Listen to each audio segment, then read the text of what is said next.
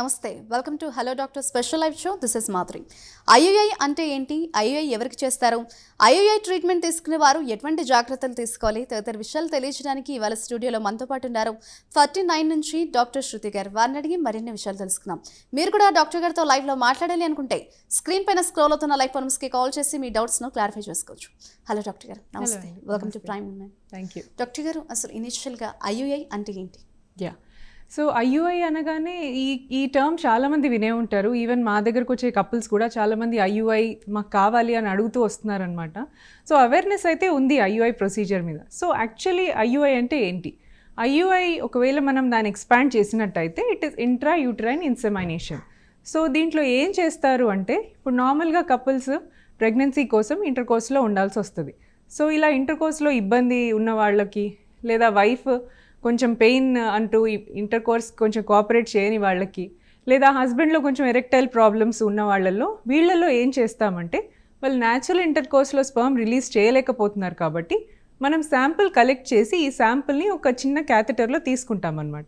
So ఈ క్యాథెటర్లో తీసుకున్న శాంపుల్ని డైరెక్ట్గా యూట్రస్లోకి పంపిస్తాం. So intra uterine insemination. So సెమెన్ని యూట్రస్ లోపల వదిలేసే ప్రొసీజర్ని ఐయుఐ అంటారు. డాక్టర్ గారు, ఈ ఐయుఐ అనేది ఎవరికి చేస్తారు అండ్ ఏ ఏజ్లో వారికి చేస్తారు? సో ఐయుఐ ప్రొసీజర్ అనేది ఇప్పుడు నేను చెప్పినట్టు నార్మల్గా ఫస్ట్ ఇండికేషన్ వచ్చేసి మైల్డ్ ఆలిగోస్పర్మియా అంటారనమాట. So normally canal count 15 millions కంటే ఎక్కువ ఉండాలి. 15 మిలియన్స్ కంటే ఎక్కువ ఉన్నట్టయితే వాళ్ళు న్యాచురల్గా కన్సీవ్ అవ్వచ్చు. సో కొంతమంది మేల్స్లో స్పర్మ్ కౌంట్స్ తగ్గుతూ ఉన్నాయి, కొంతమందికి 15 మిలియన్స్ కంటే తక్కువ, అంటే 12 మిలియన్స్ 11 మిలియన్స్ ఇలా కౌంట్స్ మనం చూస్తూ ఉంటాం. సో ఇలా తక్కువ కౌంట్స్ ఉన్న వాళ్ళల్లో న్యాచురల్గా ఇంటర్కోర్స్ చేసినప్పుడు కొద్దిగా సెమెన్ వేస్టేజ్ అయిపోతూ ఉంటుంది ఆఫ్టర్ ఇంటర్కోర్స్. సో ఇలా వేస్ట్ అవ్వకుండా ఆల్రెడీ తక్కువగా కణాలు ఉన్నాయి, మనకున్న కణాలు అన్నీ కూడా యూట్రస్లో వెళ్ళాలి అనుకున్నప్పుడు వీళ్ళల్లో మనం ఐయుఐ ప్రాసెస్ సజెస్ట్ చేస్తాం.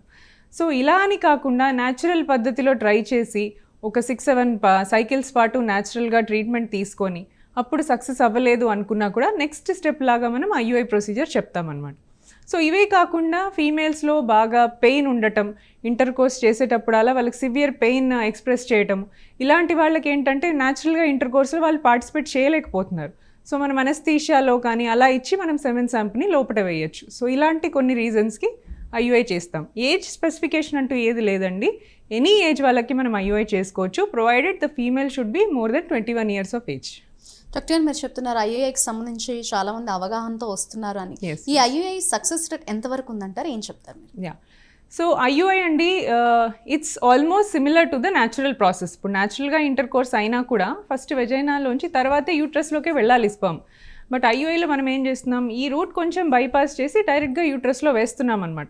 సో దీని సక్సెస్ న్యాచురల్తో కంపేర్ చేస్తే చాలా ఎక్కువగా ఏం ఉండదండి. ఇట్ ఈస్ మోస్ట్లీ మ్యాక్సిమం ఒక 15% ఆర్ 16% దాకా చెప్పొచ్చు ఐయుఐ సక్సెస్. అంటే ఒక 10 మంది కపుల్స్ ఐయుఐ చేసుకున్నారనుకోండి, 1 or 2 couples might get pregnant. So ఎక్కువ సక్సెస్ రేట్ లేదు. బట్ కొంతమంది ఎవరికైతే సెలెక్టివ్ కపుల్స్ ఉంటారో వీళ్ళల్లో ఐయుఐ సక్సెస్ రేట్ ఉండొచ్చు. Like difficult intercourse and difficult erectile problems, ejaculation dysfunction, ఇలాంటి వాళ్ళలో సక్సెస్ కొద్దిగా బాగుండొచ్చు. బట్ న్యాచురల్గా ట్రై చేసి అప్పుడు సక్సెస్ అవ్వకుండా ఐయుఐకి వెళ్ళిన వాళ్ళల్లో పెద్దగా మనం చూడలేము. సో న్యాచురల్గా మనకు 2% సక్సెస్ అయితే ఐయుఐలో అట్లీస్ట్ 15% సక్సెస్. సో న్యాచురల్తో కంపేర్ చేస్తే it is a good procedure. But overall success rate is around 20%. క్యూములేటివ్గా ఒకవేళ 2-3 సైకిల్స్ కంటిన్యూస్గా చేయించుకున్నారనుకోండి, second cycle IUI, third cycle IUI, ఇలా 3 to 4 సైకిల్స్ కాన్సెక్యూటివ్గా చేసుకుంటే cumulative success rate will be up to 40% కూడా. డాక్టర్ గారు, ఈ ఐయుఐ ట్రీట్మెంట్ అనేది ఎన్నిసార్లు చేయించుకోవచ్చు అంటారు? So just like I told, maximum మనము ఐయుఐ ట్రీట్మెంట్ వచ్చేసి 3 or 4 సైకిల్స్ చేస్తామండి. Because after that 4th cycle 5th సైకిల్లో పెద్దగా మనం improvement in the success rate ఏం కనిపించదు అనమాట. ఈవెన్ ఆల్ ద స్టడీస్ అన్ని సర్వేస్లో చేసినప్పుడు కూడా ఇదే మనకి తెలిసింది. సో 3 or 4 సైకిల్స్లో ఐయుఐలో సక్సెస్ కాలేదు అంటే maybe we should think there is some problem in the fertilization. స్పర్మ్లో కానీ అక్కడ కాదు ప్రాబ్లం, ఫర్టిలైజేషన్లోనే ప్రాబ్లం అవుతోంది. సో వీళ్ళకి మళ్ళీ ఫర్దర్గా ఐయుఐ చేసినా సక్సెస్ వాళ్ళకి రాకపోవచ్చు. సో ఇలా 3 to 4 సైకిల్స్ మ్యాక్సిమం చేసుకోవచ్చు. But after 4th cycle it is wise to advise them to go for an IVF treatment. Doctor గారు, ఈ ఐయుఐ ట్రీట్మెంట్ చేయించుకోవాలనుకుంటే ఎన్ని ఎగ్స్ పెరిగితే చేస్తారు ఈ ట్రీట్మెంట్? ఓకే, సో న్యాచురల్గా అండి ఫీమేల్ బాడీలో సింగిల్ ఎగ్ పెరుగుతుంది. సో ఒక నార్మల్ ఫీమేల్కి ఎవ్రీ మంత్ ఒక ఎగ్ పెరుగుతుంది. That is a natural process. But ఇలానే సేమ్ న్యాచురల్గా కాకుండా మనం ఐయుఐ చేసేటప్పుడు సక్సెస్ రేట్ కొద్దిగా పెంచుకోవాలి కాబట్టి సూపర్ ఓవ్యులేషన్ అంటాం అనమాట. అంటే మోర్ దెన్ 1 ఎగ్ ప్రొడ్యూస్ చేయడానికి మెడిసిన్స్ ఇస్తాం. So that at least 2 or 3 eggs release అయ్యాయి అనుకోండి, 1 ఎగ్కైనా స్పర్మ్ కలవచ్చేమో, ప్రెగ్నెన్సీ రావచ్చేమో అనే హోప్ తోటి సూపర్ ఓవ్యులేషన్ ట్రై చేస్తాం. సో న్యాచురల్గా ఉండే వాళ్ళకి సింగిల్ ఎగ్ రిలీజ్ అయితే మనం ఐయుఐలో అట్లీస్ట్ ఒక 2 or 3 eggs రిలీజ్ అయ్యేటట్టుగా ప్లాన్ చేస్తాం. బట్ సింగిల్ ఎగ్ రిలీజ్ అయినా కూడా ఐయుఐ చేసుకోవచ్చండి. Success rates won't differ. Doctor గారు, ఈ ఐయుఐ ట్రీట్మెంట్కి సంబంధించి సెమెన్ శాంపిల్ అనేది ఎంత మోతాదులో ఉండాలంటారు? యా, సో ఐయుఐ ప్రాసెస్కి సెమెన్ శాంపిల్ జనరల్గా మనం uterus capacity is not more than 3 ml అండి. సో మనం అందులో ఎక్కువ శాంపిల్ కూడా వేయద్దు. So too much of sample వేస్తే uterus will push it outside. So మనం ఐయుఐలో ఎగ్జాక్ట్గా వేసేది 0.3 or 0.5 ml of concentrated sperm. అంటే మనకు మేల్ హస్బెండ్ మనకు స్పర్మ్ ఇచ్చిన తర్వాత ఆ స్పర్మ్లోని ఉన్న డెడ్ స్పర్మ్స్ అన్నీ మనం సపరేట్ చేస్తాం. ఓన్లీ యాక్టివ్ ఫ్రాక్షన్ తీసుకుంటాం. అందులో కూడా హైలీ మొటైల్ అంటే చాలా ఫాస్ట్గా మూవ్ అయ్యే స్పర్మ్స్ని మాత్రం సపరేట్ చేస్తాం. ఇవన్నీ సపరేట్ చేసి సెంట్రిఫ్యూగేషన్లో పెట్టిన తర్వాత మనకు వచ్చే ఫ్రాక్షన్ ఓన్లీ 0.3 or 0.5 ml అన్నమాట. సో ఈ 0.5 ఆఫ్ కాన్సన్ట్రేటెడ్ యాక్టివ్ స్పర్మ్ మనము యూట్రస్లోకి స్లోగా ఒక అరౌండ్ 10 to 15 seconds స్పీడ్తో మెల్లిగా రిలీజ్ చేయాలన్నమాట. సో ఇలా స్లోగా రిలీజ్ చేసినప్పుడు మెల్లిగా అబ్జార్బ్ అయిపోయి స్పర్మ్స్ మంచిగా వితౌట్ పుషింగ్ బ్యాక్, అంటే మళ్ళీ బ్యాక్ పుష్ అవ్వకుండా లోపల అబ్జార్బ్ అయ్యే ఛాన్సెస్ బాగుంటాయి. So 0.3 or 0.5 ml of the processed sample is enough for an IUI. Doctor గారు, ఈ ప్రాసెస్లో చూస్తే ఎగ్ రిలీజ్ అయ్యాక ఎన్ని గంటల్లో ఈ ఐయుఐ ట్రీట్మెంట్ అనేది చేయాలంటారు? యా, సో ఇది ఇంపార్టెంట్ క్వశ్చన్ అండి. ఇప్పుడు ఈరోజు ఎగ్ రిలీజ్ అయిందనుకోండి, రేపు ఐయుఐకి రావచ్చా అంటే అలా కాదు. సో నార్మలీ రిలీజ్ అయిన egg 24 hours or maybe 30 hours maximum female బాడీలో ఉంటుంది. సో ఎగ్ రిలీజ్ అవ్వంగానే ఫాలోపియన్ ట్యూబ్లో వెళ్ళి అక్కడ వెయిట్ చేస్తుంది అనమాట for one sperm to come and fertilise it. So ఆ ఎగ్ ఎంతసేపు వెయిట్ చేస్తుంది అలాగా? సపోజ్ రిలీజ్ అయిన రోజు నుంచి కౌంట్ చేసుకు, రిలీజ్ అయిన టైం నుంచి 24 to 30 hours మ్యాక్సిమం అండి. అంతకంటే ఎగ్ లైఫ్ స్పాన్ ఉండదు. సో ఈ టైంలోనే మనం కరెక్ట్గా ఐడెంటిఫై చేసి మనం స్పర్మ్ శాంపిల్ని కరెక్ట్గా వేసేలాగా చూసుకోవాలన్నమాట. సో ఒక్కొక్కసారి మనం మిస్ అవ్వకుండా డబుల్ ఐయుఐ, సో ఈరోజు రిలీజ్ అయిందా లేదా రేపు రిలీజ్ అవుతుందా అనే డౌట్లో ఉన్నప్పుడు 2 days కాన్సిక్యూటివ్గా ఐయుఐ చేసుకుంటే మనం ఇది మిస్ కాకుండా ఉంటాం అన్నమాట. డాక్టర్ గారు, ఈ ఐయుఐ ట్రీట్మెంట్కి సంబంధించి ఐయుఐకి సెమెన్ శాంపిల్కి ఎంత గ్యాప్ ఉండాలంటారు ఈ ట్రీట్మెంట్కి సంబంధించి? ఓకే, సో ఐయుఐ శాంపుల్ మనము ప్రాసెస్ చేసిన sample 10 to 15 minutes or within 1.5 hour లోపల మనం శాంపుల్ వేయడానికి చూసుకోవాలన్నమాట. సో మోర్ దెన్ 2 hours దాటింది అనుకోండి, ఆ స్పర్మ్ డీయాక్టివేట్ అయిపోతుంది, వేరే ఫ్రీ ఆక్సిజన్ రాడికల్స్ రిలీజ్ అవుతూ ఉంటాయి. సో ఇది ప్రాబ్లం అవుతుంది, సక్సెస్ రేట్ తక్కువ అవుతుంది. సో విదిన్ 1/2 hour ప్రాసెస్ చేసిన 1/2 hourలో వేస్తే హైయెస్ట్ సక్సెస్ రేట్స్ ఉంటాయి. డాక్టర్ గారు, ఈ ట్రీట్మెంట్ చేసే ముందు ఇద్దరికి ఏమైనా టెస్ట్లు చేస్తూ ఉంటారా? యా, డెఫినెట్లీ అండి. సో ఐయుఐ నార్మల్లీ మనం అడ్వైస్ చేయాలి అంటే మినిమం కొన్ని టెస్ట్ చేస్తాం. సో ఇద్దరికి థైరాయిడ్ లెవెల్స్ నార్మల్గా ఉన్నాయా, అండ్ వాళ్ళ బ్లడ్లో ఏమైనా ఇన్ఫెక్షన్ ఉందా, హిమోగ్లోబిన్ ఎంత ఉంది, అలాగే హెచ్ఐవి టెస్ట్, సెక్షువల్లీ ట్రాన్స్మిటెడ్ డిజీజెస్లో సంబంధించిన ఏమైనా ఉన్నాయా, అన్నీ మనం చెక్ చేసుకుంటాం. సో ఇవన్నీ చూసుకొని ప్రాపర్ వైరల్ స్క్రీనింగ్ అంతా చేసి థైరాయిడ్ లెవెల్స్ చూసి అన్నీ పర్ఫెక్ట్గా ఉన్న టైంలో షుగర్ లెవెల్స్ కూడా అవసరమైతే చెక్ చేసి అన్నీ ప్రాపర్గా ఉన్నప్పుడు ఐయుఐ ప్రొసీడ్ అవుతాం అనమాట. డాక్టర్ గారు, మీరు చెప్పారు ఇందాక ఐయుఐ ట్రీట్మెంట్ అనేది ఏ ఏజ్ వరకైనా చేస్తాం, ఇందులో ఏజ్ లిమిట్ లేదని. అంటే ఎక్కువ ఏజ్ ఉన్న వారికి కూడా ఈ ఐయుఐ ట్రీట్మెంట్ చేస్తూ ఉంటారా? అండ్ ఏమైనా రిస్క్ ఫ్యాక్టర్స్ ఉండే అవకాశం ఉందంటారా? So IUI is a very ఏమంటారు, చాలా simple and very economical process, very friendly process to the patient. So దీంట్లో అసలు ఎటువంటి రిస్క్స్ లేవండి. జస్ట్ ప్రాసెస్డ్ శాంపిల్, ఇప్పుడు నార్మల్గా ఇంటర్ కోర్స్లో రిలీజ్ అయ్యేటట్టు కాకుండా శాంపిల్ని ప్రాసెస్ చేసి మనం లోపల వేస్తాం. ఇది ఒక్కటే తేడా. దాంట్లో అమ్మాయికి పెయిన్ కానీ లేదా ఐయుఐ చేసిన తర్వాత ఏదైనా జాగ్రత్తలు తీసుకోవడం, ఫుడ్ రెస్ట్రిక్షన్సా లేదా ఇంట్లో బెడ్ రెస్ట్గా ఉండాలా, ఆ రోజు వర్క్కి లీవ్ పెట్టాలా, నథింగ్ లైక్ దాట్ అండి. Immediately after IUI you can go, you can also attend your work, finish your work and then go back home. నార్మల్గా మీరు అన్ని పనులు చేసుకోవచ్చు. This is just a process where you are putting the sample inside the uterus. ఒకసారి sample లోపల వేసాక uterus will close it self, అది అలా ఓపెన్గా ఉండదు. సో శాంపిల్ వెళ్ళిపోతుందా అనే టెన్షన్ కూడా ఏం లేదు. అండ్ ఏజ్ లిమిట్ గురించి మాట్లాడితే కనుక there is a limit, but 50 years లోపు ఉన్న వాళ్ళకి మనం ట్రీట్మెంట్ చేసుకోవచ్చండి. More than 21 and less than 50. So elderly group వాళ్ళకి జనరలీ మనం ఐయుఐ చెయ్యం because we want to give them maximum success. కాబట్టి ఐయుఐలో అంత సక్సెస్ లేదు కాబట్టి వీ డోంట్ అడ్వైజ్ ఎల్డర్లీ ఉన్న వాళ్ళకి ఐయుఐ ఇంకా చెప్పమన్నమాట.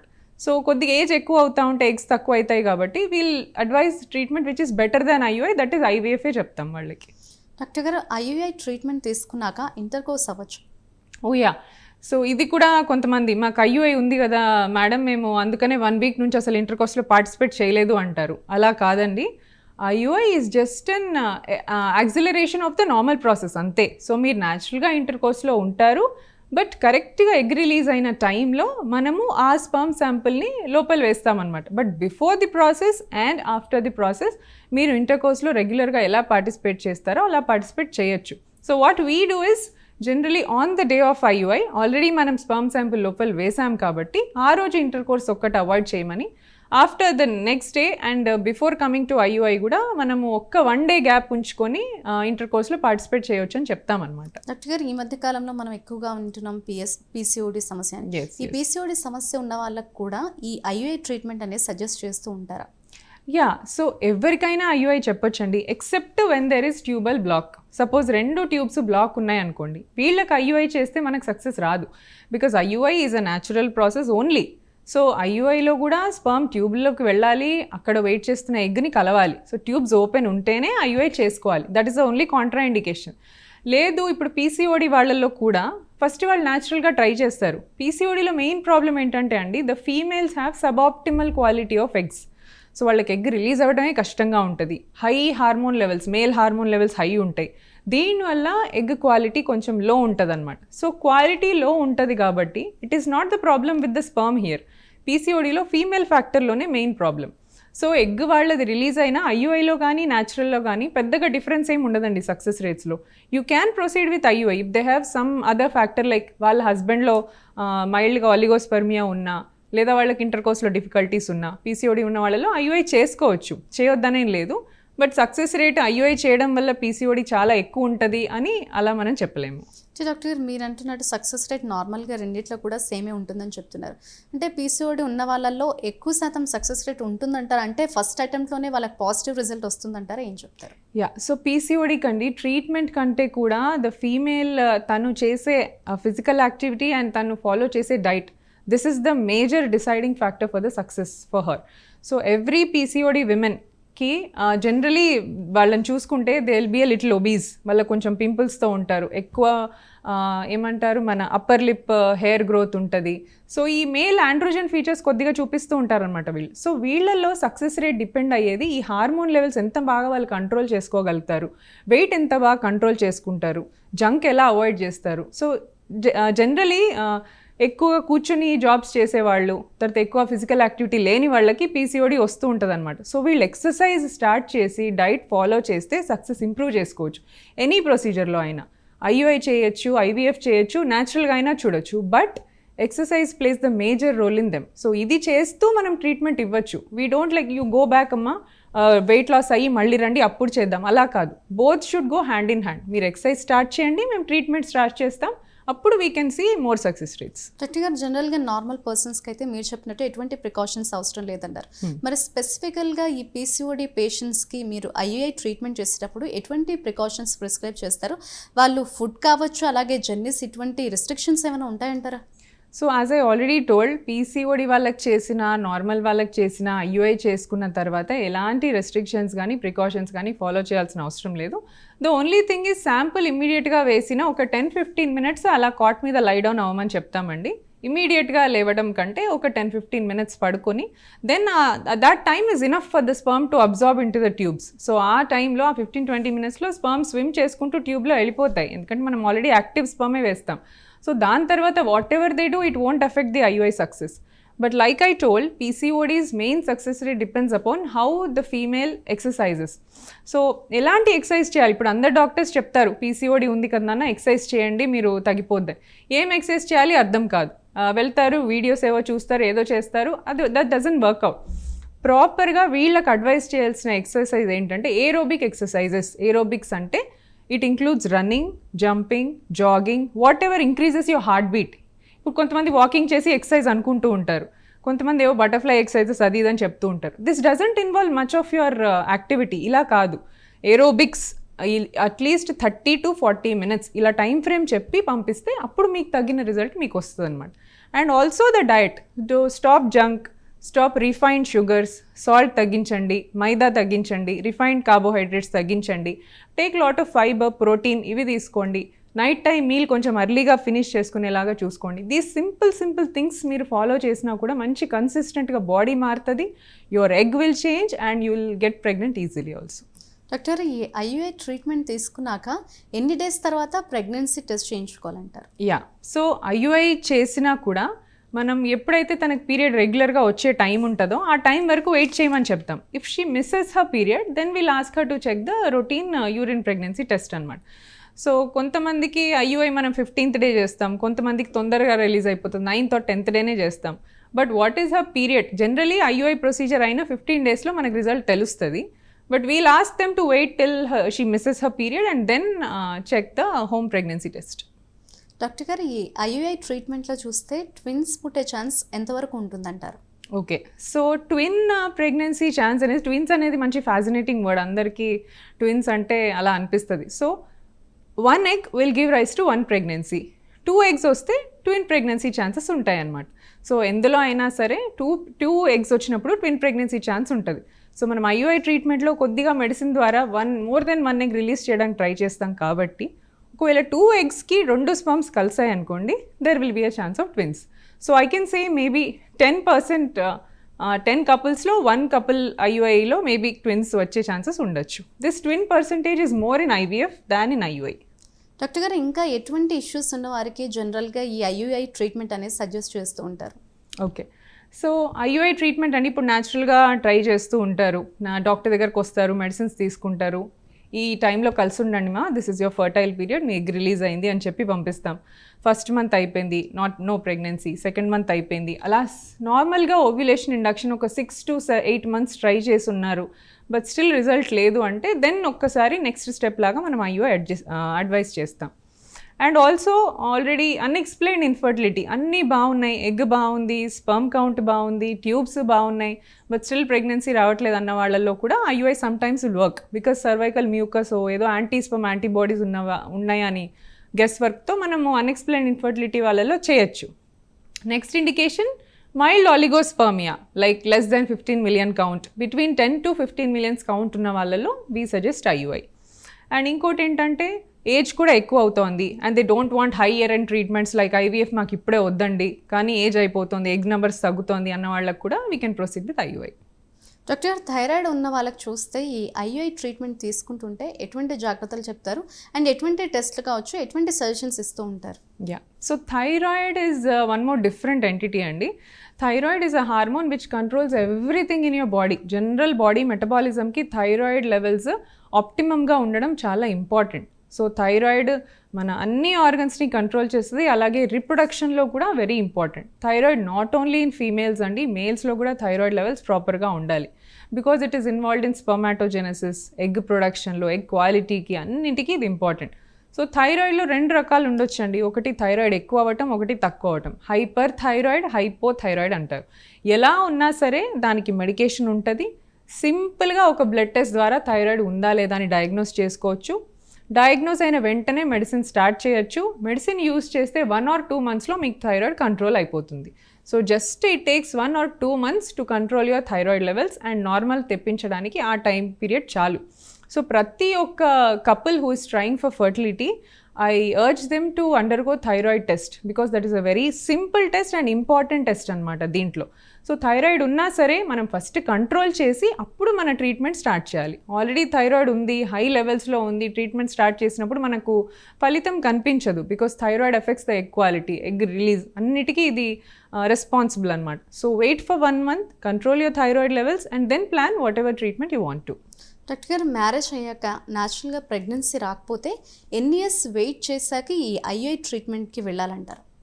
ఓకే, సో జనరలీ అండి మ్యారేజ్ అయిన కొంతమంది ఫస్ట్ ఇయర్లో కన్సీవ్ అయిపోతారు. 80% of the couples if they don't use any form of contraception first 1 year of their మ్యారేజ్లో కన్సీవ్ అయిపోతారు. ఇంకొక 15% of the couples second year of మ్యారేజ్లో కన్సీవ్ అయిపోతారు. సో వీళ్ళకి అసలు ఏ ట్రీట్మెంటో అవసరం లేదు. ఆ 5%, 5 to 6% ఎవరైతే ఉన్నారో వీళ్ళు మన ఇన్ఫర్టిలిటీ కింద మనం లేబుల్ చేయొచ్చు. Infertile couple or whatever, subfertility అనొచ్చు అనమాట. సో వీళ్ళకి అసలు ఏంటి ప్రాబ్లం డీటెయిల్ హిస్టరీ తీసుకుంటాము, అన్నీ స్కాన్ చేసి చూస్తాము, స్పర్మ్ చెక్ చేస్తాం, ట్యూబ్ చూస్తాం, అన్నీ బాగుంటే కనుక we'll see for 5 or 6 cycles of natural treatment. If she's younger, మంచిగా 25 to 30 years మధ్యలో ఉందనుకోండి, న్యాచురల్ ట్రీట్మెంట్ చేయొచ్చు. ఏజ్ ఫ్యాక్టర్ చూసుకోవాలి, వాళ్ళ ఎగ్ కౌంట్ చూసుకోవాలి. ఎగ్ కౌంట్ తక్కువ అవుతోంది, ఏజ్ ఎక్కువ అవుతోంది, మాకు అర్జెంటుగా కావాలి, మాకు అంత టైం లేదు, or husband is leaving abroad, husband ఎక్కువ రోజులు ఉండేటట్టు లేరు అన్న వాళ్ళల్లో మనం తొందరగానే IUI చెప్పచ్చు. We don't have to wait for proper 1 year or 2 years, అలా ఏమి ఉండదు. Depends on their urgency and depends on the age and వాళ్ళ ఎగ్ నెంబర్స్, స్పర్మ్ కౌంట్, ఇవన్నిటిని బట్టి మనం ట్రీట్మెంట్ డిసైడ్ చేయాలి. డాక్టర్ గారు, కొన్ని కేసెస్లో చూస్తే IUI ట్రీట్మెంట్ తీసుకొని ప్రెగ్నెన్సీ కన్ఫర్మ్ అయ్యాక కూడా అబార్షన్స్ అవుతుంటాయి. దీనికి సంబంధించి రీజన్స్ ఏంటంటారు? అలాగే ఇన్ కేస్ అబార్షన్ అయితే నెక్స్ట్ టైం కూడా IUIని సజెస్ట్ చేస్తుంటారు ఆ పేషెంట్కి? యా, సో అబార్షన్ అండి, ఒక every pregnancy has a 20% chance of abortion. న్యాచురల్గా రానివ్వండి, IUIలో రానివ్వండి, IVFలో రానివ్వండి, every pregnancy has a 20% chance of abortion అనమాట. సో IUI చేయించుకోవడం వల్ల అబార్ట్ అయింది, లేదా IVF చేయించుకోవడం వల్ల అబార్ట్ అయింది అని మనం చెప్పలేము. They are so many reasons for abortion. Thyroid కానివ్వండి, షుగర్ కానివ్వండి, లేదా PCOD, they are so many reasons అనమాట.